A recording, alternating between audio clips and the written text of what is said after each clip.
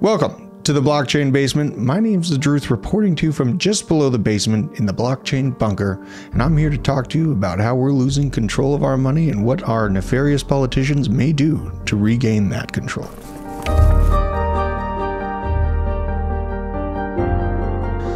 Lawmakers have the ability to make or break your financial future.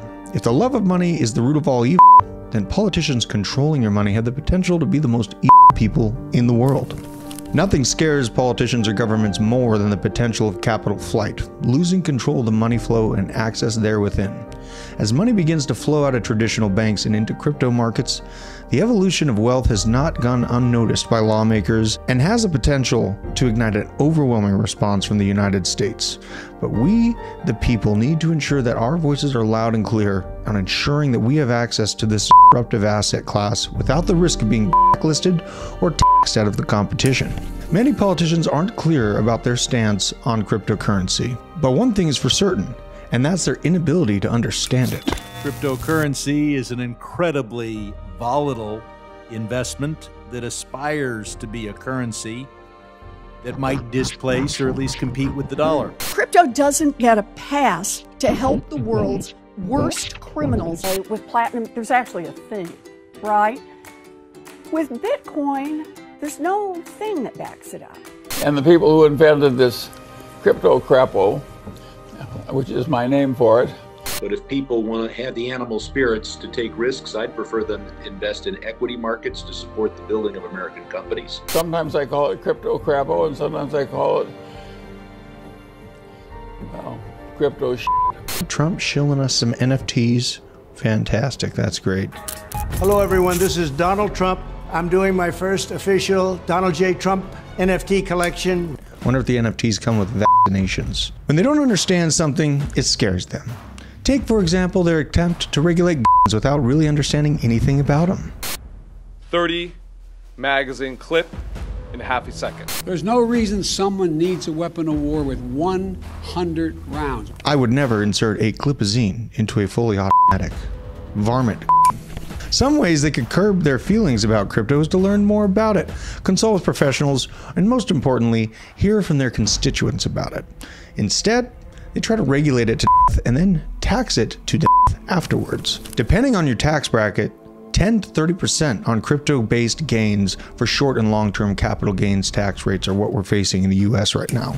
What governments fear or don't understand, they will attempt to destroy. We have seen this clearly with the assassination of Silicon Bank. Pushes from lawmakers for access to American citizens' private keys, and a larger push on Operation Chokepoint 2.0, working to dismantle the crypto-friendly banks across America. This is a coordinated effort to destroy the banking system's #1 enemy, which is crypto.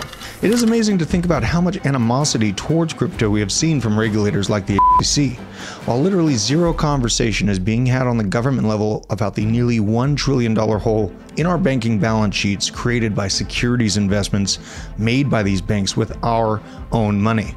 Seems to me like the banks were using our funds to invest in some very risky security plays. Where you at, Gary? Incredible. In crypto, a push for regulatory clarity has been said to be the catalyst needed to push this technology to the next level of a wider adoption. Yes, we are seeing some movement from Congress and the CFTC to get framework for crypto regulation in place, but we are losing the technological arms race by a long shot compared to the rest of the world. On top of our government's crypto and transparent money flow, AI is likely going to be a more pressing matter for Congress over the next 2 to 3 years. We can only hope that crypto stays on the top of the mind for these lawmakers as they play tug-of-war with each other on what will be acceptable use of AI in people's day-to-day lives. When we vote for people that hopefully share the same values and political positions on many different topics: immigration, abortion, healthcare, taxes, and so many more issues. Crypto has now become one of those topics that has to be considered when you're looking into a potential candidate. Digital assets are becoming more and more normal, with an estimated 420 million crypto users worldwide. That's a lot of people, but still only 4.5% of the global population. It's not going anywhere anytime soon, unless fearful and uneducated politicians regulate it out of existence. If we want to have any control of our financial future, we must vote accordingly. Keep this in mind as we move closer to the next election year, and if all else fails, and our voices no longer matter to elected officials that are supposed to be representing their constituents, well,